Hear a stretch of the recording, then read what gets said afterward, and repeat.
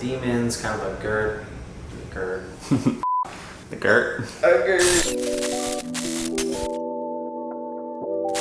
Today I'm going to be walking you guys through my process on an inner arm piece. It's going to be featuring some angels, some demons, some good versus evil theme. Let's get into it.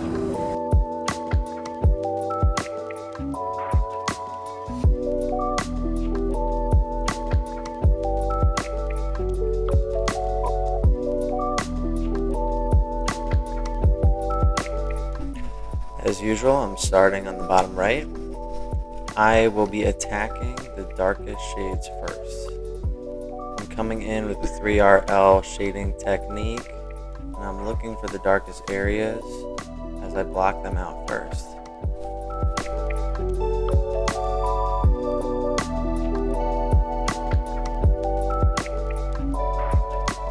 As I work my way into the face, you can see I start with the darkest part of the image, which is that bottom right side of the beard, where we kind of have a huge cast shadow, and I'll work my way into the lighter sides of the face from there.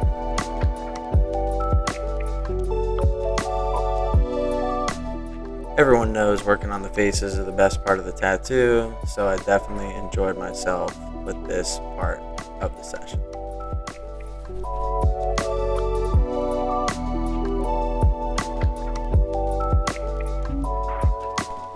I'm really taking the time to build my dark shadows and solid blacks. This is the framework for the face and will provide longevity for the tattoo.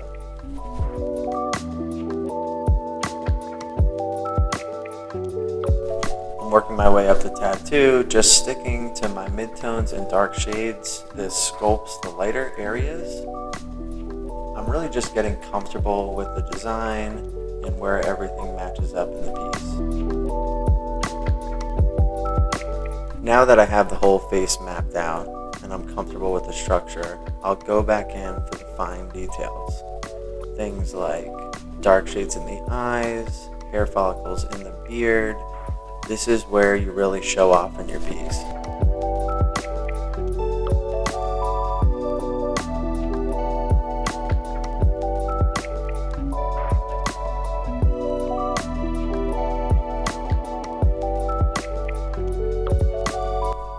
Coming to the end of the first session, so I will quickly bloodline out the remaining pieces in the area I'm working on to make it easier to stencil into the following session.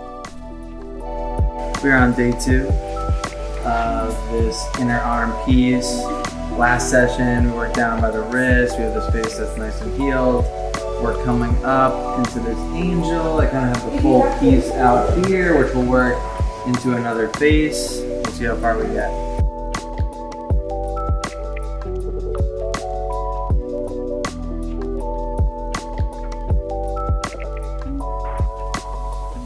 This was a shorter session, so I'm really focused on getting the entirety of the stencil laid into the tattoo.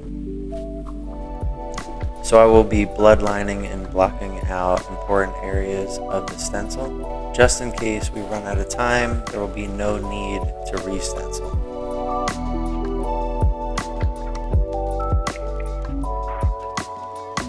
There's no exact formula on how to block out a stencil or bloodline a stencil. I just look at it as if I'm leaving notes for myself.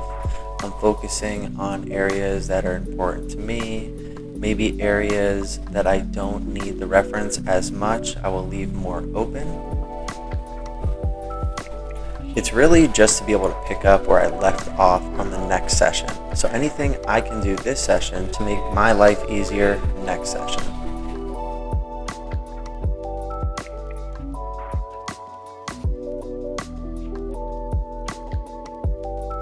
To give you a direct example of what I'm talking about, I spent most of my time in the face. Things like the robe or background I can save for next session.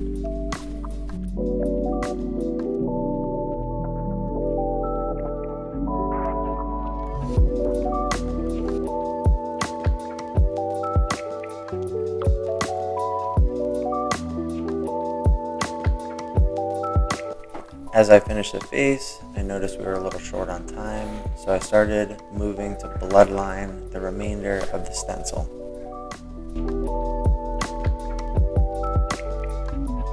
And today we'll be working on the top here.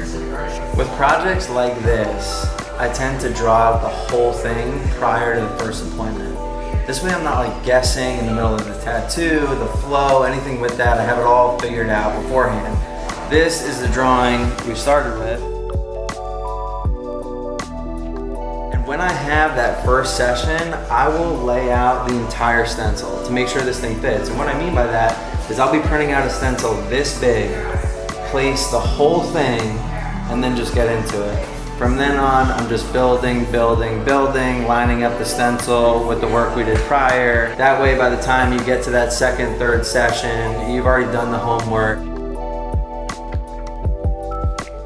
A lot of people ask me my method for lining up stencils with pieces I've already accomplished. The only answer I have is the one none of you want. It's just practice. Sorry, guys. I keep my setup pretty simple.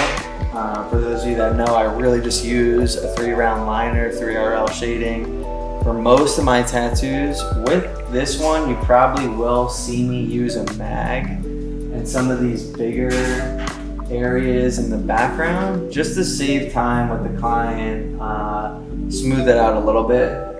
With my reference pictures, I have 2 of the same images. One has the stencil overlaying the image, so I can kind of check back and forth using my stencil as a reference point.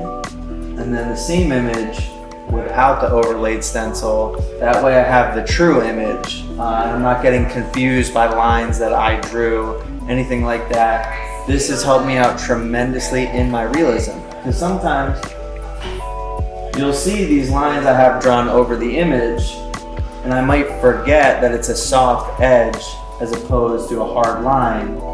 And I have my true image to check back on to show me the true shade. Crucial to realism.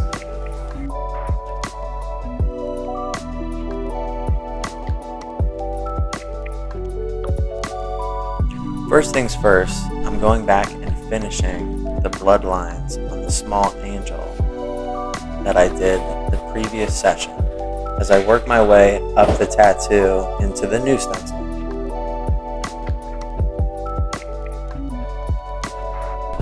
As I move my way to the larger face on top of the arm, I have bigger areas to shade. You'll notice my hand speed is moving a little faster in order to cover more ground. I'm working my way up the face, blocking out the defining features such as the lips, the nostrils, the shades off the nostrils, sculpting out my face. Once I have the defining features sculpted out, I will come back with lighter shades and midtones to start connecting those pieces.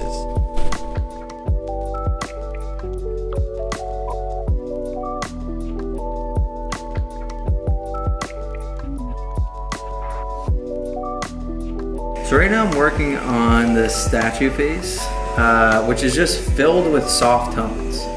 I think one of the early mistakes people make when they first start doing this is they're really quick to put in the darks, the dark tones, the blacks, the heavy shadows. That is the last thing that I'm putting in on this piece. I'm just softly building, in which each layer gets a little bit darker, and it's not until the very end that I'm putting in these dark tones. And that's always how I'm approaching almost every piece, but definitely these pieces that have the soft tones and not overusing my dark tones. And by doing this, I get all these soft curves and balances, in the tattoo.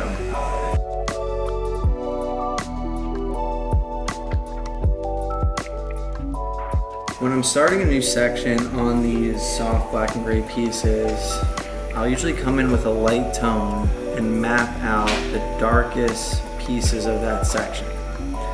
So this would be, the areas with the dark cast shadows, the black, kind of the shadows contouring that section. I'll come in, I'll map those out with an extremely light tone. And then as I'm building the lighter sections, I will brush over those original tones I made, creating them darker as I move on throughout the piece. And I think this is the best way to keep a value balance in your piece. So you see the dark parts in the corner of the eyes and the eyelids. So that's where I'm going to start my first shade. So if we come down and look here, this is a dark area. I'm mapping that out. You know, this area mapped out. Now as I build with layers, I'm going to come over that original shade again, making it darker.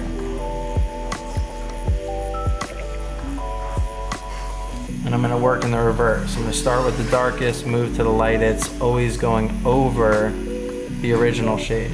So I'll start with this shade, and I come this bottom,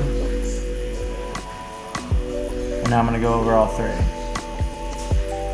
And this will keep a nice balance in my values with the piece.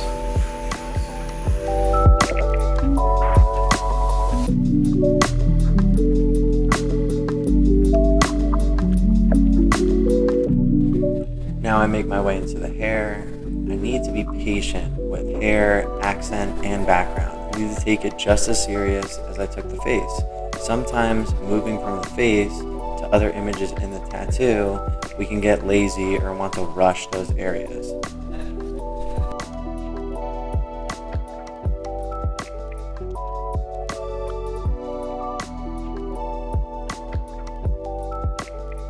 So we got a majority of this piece done, at least all the good stuff, the faces, the angels, the bottom demon. I do have one more session left to tie in background, things he has on the outer side of his arm, but I'm thrilled with the results. Hopefully you guys are too. Thanks for watching.